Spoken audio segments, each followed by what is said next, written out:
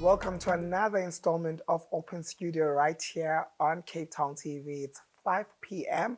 We're taking you right through to 5:30, talking about izinto that are building the community. And if you're not on the side of the fence, it means that you're destroying the community.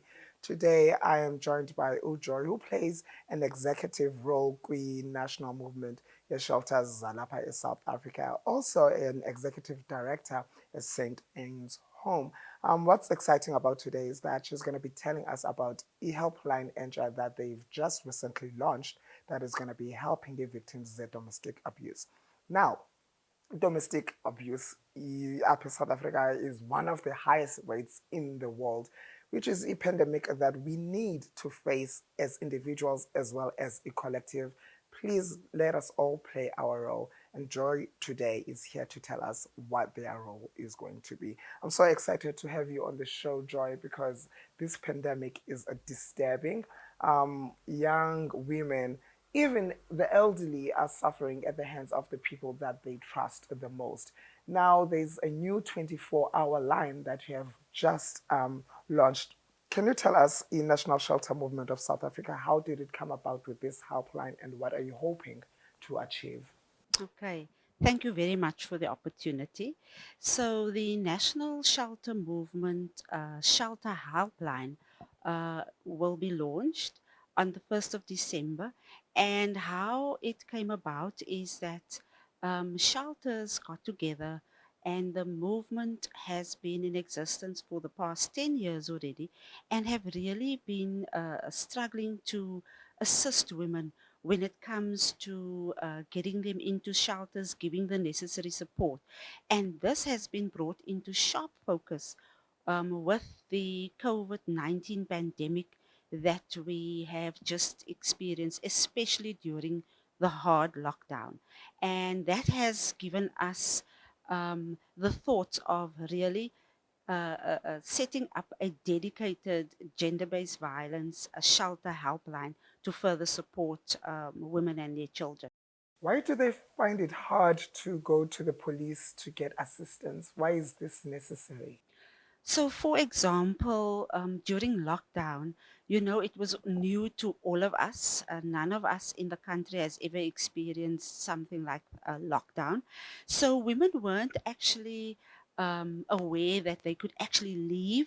In some cases, they were found on the road and they were said that you were not supposed to be on the road. And then, in some cases, we got requests and calls, and on all our social media platforms. I remember personally getting a message on WhatsApp asking for assistance. I referred the person to Philippi police station 5 o'clock that morning. She got there, and that was 2:08, and called me from the police station. And we asked that the necessary services kick in, like, for example, calling the GBB helpline and all of that. 6 o'clock that evening, that woman was still sitting there waiting for the necessary services. And then we had to step in. I called another shelter close by and then activated all the services. So it's quite hard for women. And then the other thing that is an age-old experience is where women step into a police station, but they don't get the necessary acknowledgement because some police officers still believe that domestic violence is a domestic issue and it doesn't need their attention. I Must be understand sorted out at home. that the National Shelter Movement of South Africa has many programs, with the 24-hour helpline being the latest. But what are some of the other programs that you run? So, for example, with the National Shelter Movement being a network of women's shelters, we provide the necessary resources, the networking opportunities, and also sharing in terms of skills development programs that can be implemented in shelters in the various provinces across the country. And then also in the past, we've done capacity building because we must also acknowledge and understand that shelters are at different levels in terms of their growth and their existence. for example, the shelter that I'm at is 116 years old. And then, for example, in the Free State, you get a shelter that is 5 years old or 16 years old. And so we share and network our resources within our province. I'm also quite proud to say that we actually also share the goods that we receive, because sometimes it's in excess of what we are able to use. And so we would call the shelters that are part of, that are in our province, to come and get, whether it's porridge in excess that we have or rice in excess. And so we share those resources, because those are things that keeps the cost down in our shelters. So in this shelter, people are able to be housed, and Yes, there are people that are being trained to be part of a call center, and it's professional social workers. yes. How is this project going to be managed, and how other victims can make use of the project? So at present, we have 3 social workers that have been employed. They've undergone all the training in terms of gender based violence related issues, in terms of rendering the support and the containment to women when they call in, and also just things like how to access a protection order, for example. And so they've undergone the training. They will man the helpline for 24 hours, and we are hoping to extend this to employ more social workers in the new year. And this is obviously because of budget constraints. Yeah, you did mention that it will start running on the 2nd of December. What's the significance of this date, and how are you making sure that you're going to meet the deadline? So the significance of the date is that it is slap bang in the middle of 16 days of no violence against women and children. And so it is quite critical for us, because we know that the run up to December and Christmas and the holiday season is often also nicknamed the silly season, where parties happen, excessive drinking happens, but also excessive abuse can take place. And so it's another mechanism that we're putting in place in order to ensure that women have the necessary support when they need it, because this is a toll free number, which means it's a free call that women can make to find the necessary assistance. The National Shelter Movement of South Africa is making moving strides to fight against the care of women and children abuse. We are during a pandemic, and we are supporting a movement that has action against women and children abuse. What is your story? Please do let us know. 021 448 Do dial it. Otherwise, you can email Sisanda or Junaid go capetowntv.org. We'll see you after this quick ad break with Joy.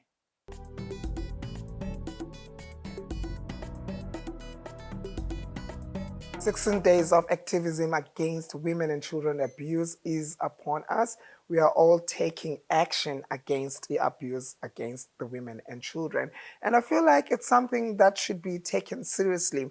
365 days of activism against women and children abuse until there is zero crime committed to people that are victims today. South Africa, like I mentioned earlier on, has the highest rate of femicide, and it is a huge problem. With what the National Shelter Movement helping us to get through and go by swiftly, sizama ukulwa ubudlubhengu against the abuse caused by the men in your community. And if you're a man, you live in a community and you're standing by and you're watching this happen, you are part of the problem. But being part of a solution is what Joy and her team have decided to do. Joy, welcome back. Now, rate femicide is high. What are the underlying issues of making this a pandemic, domestic abuse? The underlying issues of making this a pandemic, Lama, is if we just look at recently with the COVID-19 pandemic, we had, prior to that, we have a history and a legacy of what I call the challenges, the triple challenges, and the legacy that apartheid has left us. And that is the unemployment, poverty, and inequality. And that has risen sharply with COVID-19 when people were actually not able to work and put food on the table. What that did was it further exacerbated frustrations within the home. And that was when tension started flaring. Children couldn't go out to play in the street. That started agitating parents and families, and that is what sort of amplified the abuse during COVID-19. But prior to that, it's always been the underlying issues of poverty and high levels of unemployment. So, I mean, domestic abuse, yes, it has been in existence before the lockdown, but now the lockdown forced people to stay put and not being able to go anywhere. So now they are living with the abuser, not being able to run away from point A to point B. Were you surprised with this high rise of human violation? You know what surprised me, Lama, was the intensity of the abuse. In my years of working in the shelter setting, I have never experienced the levels of intensity of the abuse. And when I say that, I mean that women were, yes, we were all basically in isolation, but then women were also locked up and confined in rooms for days and hours on end. And that I experienced in terms of talking to women, I experienced a lot. And so it intensified. You spoke before the ad break about a woman going to a police station to report a case at 5 a.m. 6 p.m., she was still there. That situation is not unique. A lot of women are facing that situation when it comes to reporting cases to the police. What are some of their complaints besides this when it comes to services from the police service? And how do you think we can further address these issues? Well, some of the complaints are that, for number one, when women call for help, when they call the police 10 111 or 107 numbers, it takes hours for the police to come out. And the police's response to that is that they don't have the necessary vehicles. The other issue is when women go and finally report within a police station, it doesn't get taken seriously. They are turned back. Even when they show a protection order or an interim protection order, that doesn't get taken seriously. We know of cases where women had went and reported, the police didn't take it seriously, and women subsequently were murdered or killed by at the hands of their partners. Those are cases that are still going forward. And so those are the issues. Police also very often say that it's a family issue that must be dealt with, and it's not the case. Are we then, as the community, the society, the government, are we doing enough? And if there's more we could do, how do you suggest? I believe that we all have a role to play, and I think that government, in its efforts, is also coming to the party. We've seen that our president, in November 2018, had the GBV summit that took place, and as a result of that, we now have a national strategic plan to gender-based violence, and there is a committee, a GBV committee that is going to be put in place shortly. There were nominations that needed to go out, and the closing date has already gone by. And so we all, I believe, have a role to play. And for example, within our communities as well, we can assist. I often make the example of a little clip that I saw at a world conference that was done in India. It is called Bell Bajao, and it simply means ring the bell. And it is a short version of a guy busy fixing his motorbike in front of a block of flats. He hears a woman screaming and being beaten. You know, you can hear the hitting going. And he stops in what he's doing in terms of fixing his motorbike, and he goes up to the second floor, knocks on the door, and the partner, the perpetrator, opens the door, and he's actually like, what is it that you want? And the guy says, "Can I use your phone?" And at that point in time, the guy's phone actually starts ringing. So he used that as a decoy to stop the violence by ringing the bell. And those are little mechanisms that people can use. I know in our communities, the women take their pots and their wooden spoons and they go to where the beating is currently taking place and they beat the pot. Those are things that stop the violence, but we can also put measures in place when we are victims that are trapped in abuse to look at a plan for ourselves in terms of exiting. And we call that our safety plan, where we know um, all of us have someone that we trust and that we can share things with. And so say to that person, when I am going to send you a message saying that I'm looking for the pink teddy, then you must know that I am in danger. Or and make sure that you have all your necessary documentation all in one place so that when you feel that it's time to leave, that you exit. Because we also know that women have and families have their own agency to be able to know when is the right time to do what. Yeah, we're gonna take a quick ad break. And what I love about what you said is we can be creative. There are a lot of ways that we can be of help. No excuse. We'll see you on the flip side of this. You're still watching Open Studio right here on Cape Town TV.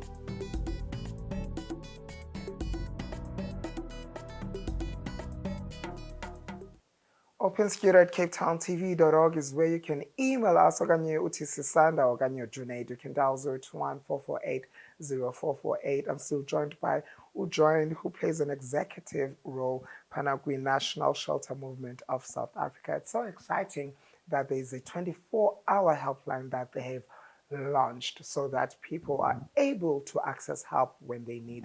Now, Joy, they dial the number, you ship them to the shelter. It's their space of safety at that moment. What happens next? So depending on what the woman is asking for. She could be asking for the closest shelter and she would get the necessary services. She could be asking for assistance for her child, for example, or her children. And so the social workers have been trained to also do the referral pathways. For example, if it is a child that has been traumatized through the abuse that she or he has just experienced in the home um, by the parents, the child line will be the next referral. That is one of the examples that I can think of now as well. And then also, very often violence and intimate partner violence and family violence has become so um, systemic in terms of it being intergenerational. And I have experienced this personally myself because when the women actually are referred to a shelter, they only start realizing that they have been in an abusive relationship once they undergo the one on one counseling and the various support groups because they've grown up in a home where their mother was abused and they knew nothing else and thought that that was normal. And so the same happened to her mother and her grandmother. And so this is why I say it becomes intergenerational, and so the aim is really to break that cycle. I guess it goes back to what we were talking about during the ad break, the patriarchy and how you're raising your child, how you telling the girl to, in the black community, meaning that in a marriage you succumb, you become a branch, you become strong. They do not tell you that once the alarms run away, you are told to be strong. You're a woman. You got married Yes. here. Now, what can young boys ask for when it comes to the people that they're looking up to? And what can those grown ups teach the young boys? What do we need to change? I think one of the key things that we need to change is this gendered roles that we as a society have been handing down from generation to generation. Like, for example, girls must play with dolls and boys must play with guns. Girls must wear pink and boys must wear blue. Those are things that we must push out of the way, because this is why we find within our cultures that the role of the woman should be in the kitchen and in the home, and the man must go out to work. That's not the reality of our economy and our world right now. And so, those gendered roles, those gendered lenses that we're looking through, we must eradicate that. And that will also assist young people to be able to go forth and be positive contributing individuals that will not only contribute to our society but also to humanity. There's so much that you do, so much so that you are available via WhatsApp, via emails, you're on Twitter, you're on Facebook. Are you then able, because in such a rate of these offenses happening daily, are you then able to keep track of the victims? What are the challenges that you face on a daily? So, for number one, when survivors come into a shelter, they can stay with us from anything, and I'm now referring to all the shelters across the country, from 3 months to 6 months. What often happens is that when women exit the shelter, and we stay in contact with them still in terms of our aftercare programs for like 3 months. But for example, in our setting, we always have an annual family day where we invite all the ex-residents again. That's how we stay in contact. But what we also know is that women change their cell phone numbers, and then we don't have, and they also change their physical addresses, and then we don't have contact with them. But Facebook and the social media platforms are a nice way. So they will get hold of us, for example, via Messenger. And especially now in lockdown, what shelters did, and not just my shelter, I know of other shelters as well.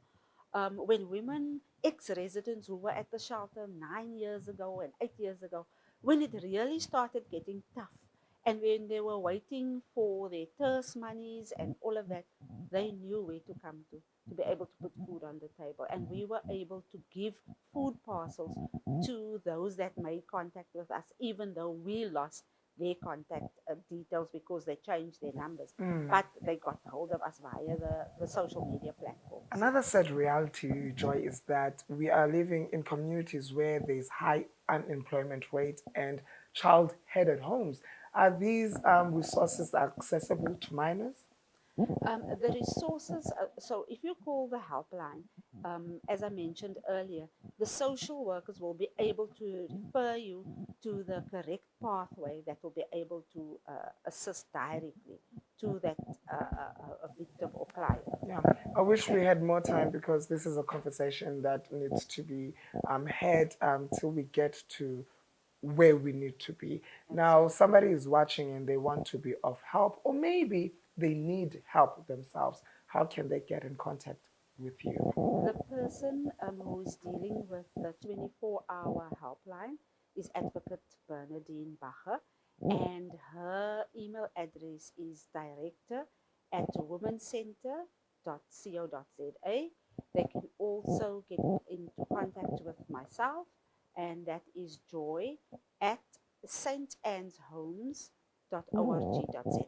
May you never tire. It's impeccable what you're doing for the society.